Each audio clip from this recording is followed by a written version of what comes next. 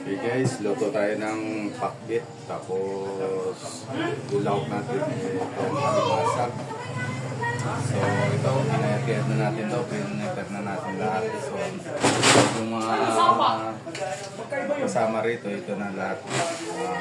Pampalayang native, okra, siling haba, tsaka talong na native din. May kalabasa rin tayo, may lemongrass, saluyot, yan.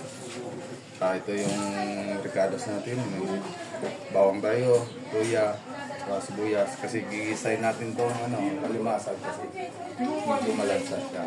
Para mabawas-bawas ang lansa, kailangan natin na isa, tapos gagatan natin. So guys, tayo magluto. Handa natin bukan natin. Tayo ng kalan.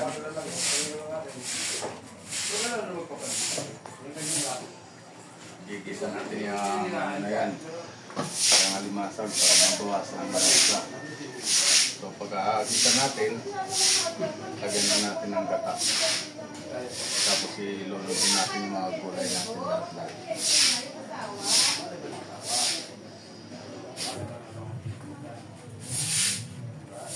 Habang nagpapainit tayo, lagyan na natin yung tubig ko para mahugasan. Pero malinis na yun guys, hugasan mo na huli na yung kayate.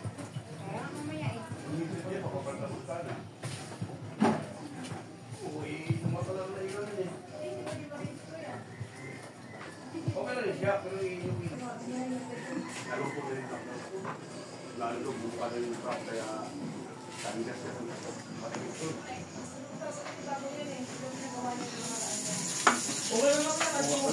Guys, para malaman mo mainit na yung mantika, iparan mo lang ng konting tubig para magingay siya. Pagkatapos siyang magingay, ibig sabihin mainit na yung mantika mo, pwede mo na ilong yung mga kailangan. So, ganun lang ulit guys, iunan natin itong loya. Tapos nasunod natin itong magkaibigan ng sibuyas, bawang. Ang kaibigan yan, hindi mo pwedeng paghiwalayin. Like pa yung mag-asawa niyan. Okay. Nalan natin ito muna. Nalan natin yung loya. Natawaran niya yung dito eh. Tapos sunod natin itong sibuyas, bawang. Yung dito graphic ko, parang pag-initan. Kung naglampingan ba yung sibuyas at bawang or nag-aaway. Hintayin lang natin mag golden brown yan guys. Tapos ilunadan natin yung yung alimasag.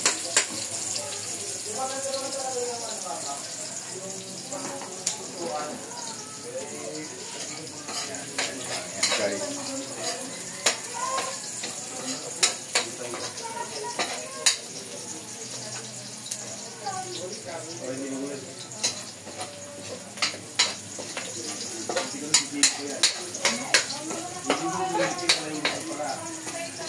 Maganda kasi pag nag-golden brown yung sibuyas bawang guys, para na lumalabas yung aroma niya. Papasok sa pangunahing sangkap ng niluluto natin. Guys, golden brown na. So, ilunod din natin itong alimasag.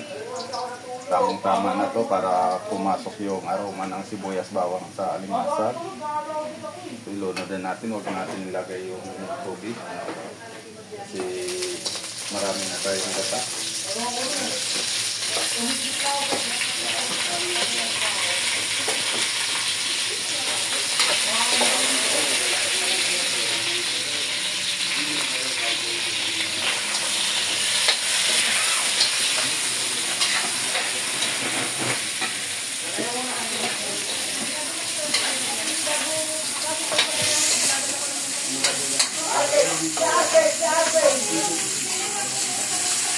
Grabe!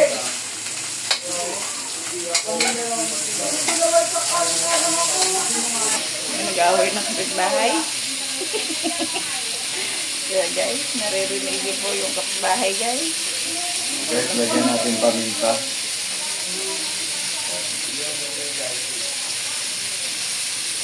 Kulang muna ang paminta.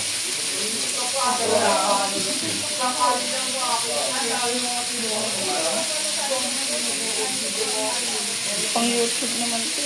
Mahaba.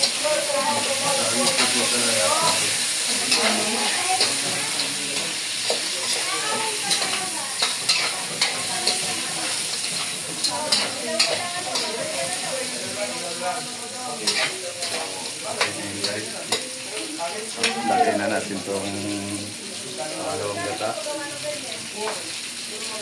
Yan.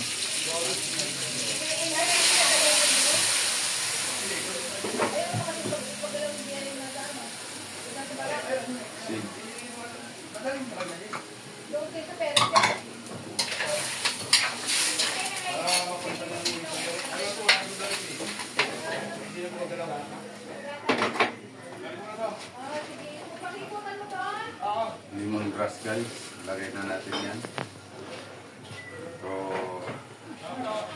Ito sipasilan natin ng sili. Tapos ito.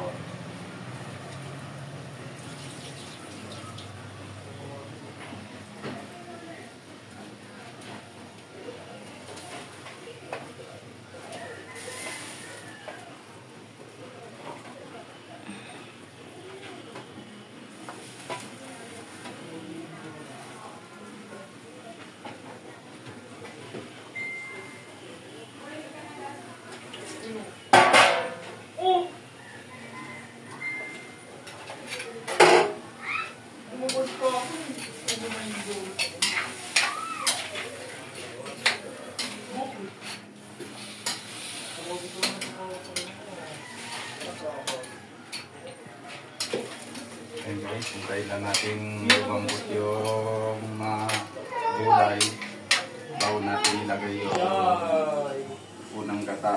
So, okay na yan guys. Hintayin lang natin gumawa. Pinabugas ka na siya kay Jima? Lagyan naman natin ng sakit para balance yung Bumaba ka na! Bumaba ka eh! yung nasa loob lang ng kawan.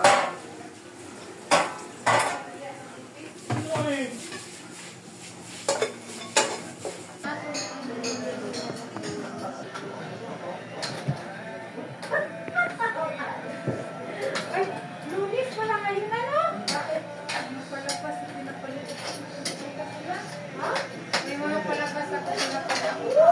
Hindi ako na naman na dito na ako. Wow. Salat po!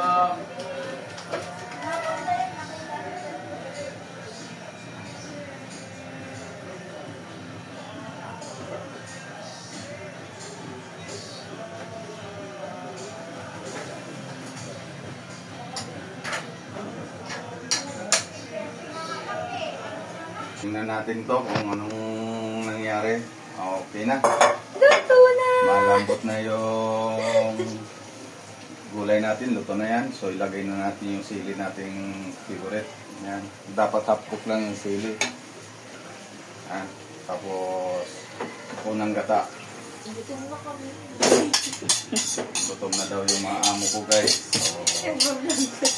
So madaliin na natin to. Ganun pa rin guys, pag naglagay kayo ng unang gata, siyempre, pampinali na yan. Isa sa natutunan ko sa mga taga Bicol, galaw-galaw nila yung gata guys, para hindi siya mamuo. Para mananatili yung medyo gumagatas-gatas na gata. Yun ang isa sa natutunan ko sa mga Bicolano. Galaw-galawin mo lang yung gata para hindi siya mamuo. Hindi siya magmantika.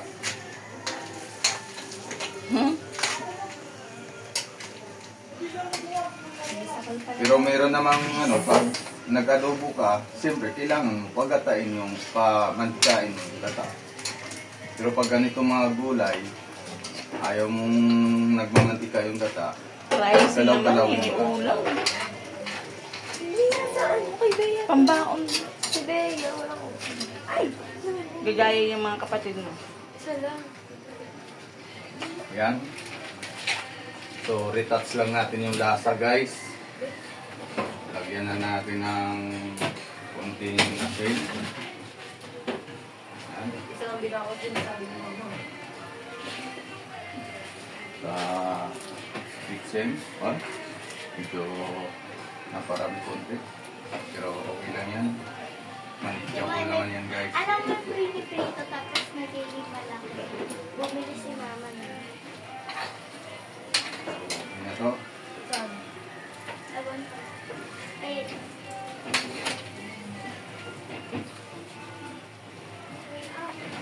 Okay na, guys. Kakain na tayo. Okay na.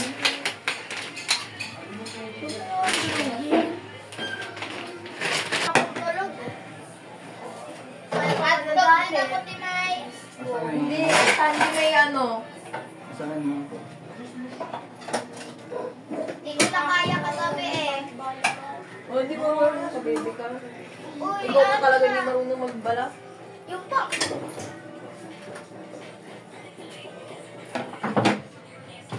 Ano na, pang soft drink. Ano? Hindi ka na to. Asan yung pera? Hindi sa baba. So, dalawa daw pa. Baka sawad. Go, ako. Uy, tulungan niyo kaya ako dito, Bal. Ah, hindi ko mahanap. Abad, Diyan sa wallet, kumuha ka ng 100 dyan. Ito na, te. Bumili. Sakit ang tiyan ko. Ay, sakit na yung tiyan mo. Di ba balik ka uwi? Joke lang. Hindi na ako makatayo. Hala. Sumano ko. Hindi nga ako makaano. Tayo. Pakay. Aba, galing na itong babaito na to. Maalam mo ba, nababaliw na yan siya ng kagabi? Bigla Ano na? Ayan, mamaya ulit ko na yung Yum, yum, yum, yum. Dito na, picturean lang. Ayan na. lang. Pipicturean mo na. Tara. Bawal kumain pag walang picture. Naman, kakain na lang ako, gutom na nga ako. Picturean mo lang. Gutom ka na. Picture. Ayan na nga, picture yan. Pero vlogger.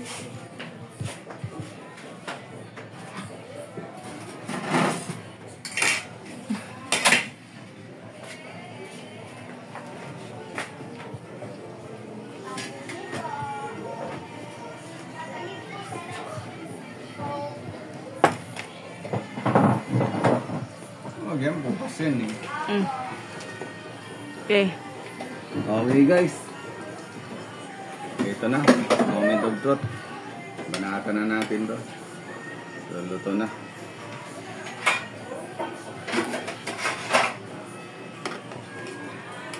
Guys, yung magatas-gatas.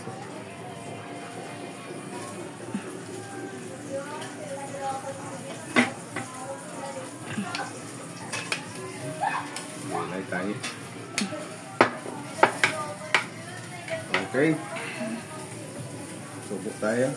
Yung mga guest ko, wala pa. Pasok na yung... Ma! Hmm. Hmm. Nip.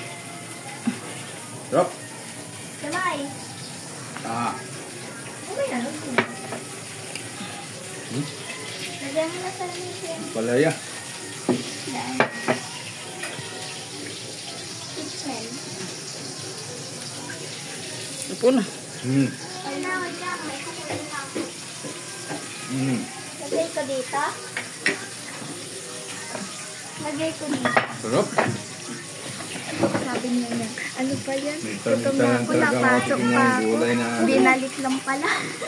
Huwag na dyan sana. guys, yun na natin yung ano na to. Yan.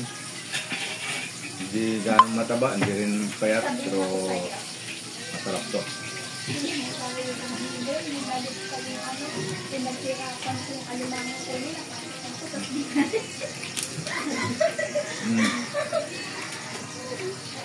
Panalo. Ano guys, babay na. Ha? Babay ka na. Subo ka na, subo dyan. Nangalay na Kaya ako. nakalimutan kong magbabay. Nangalay na yung kamay ko. Guys, babay na.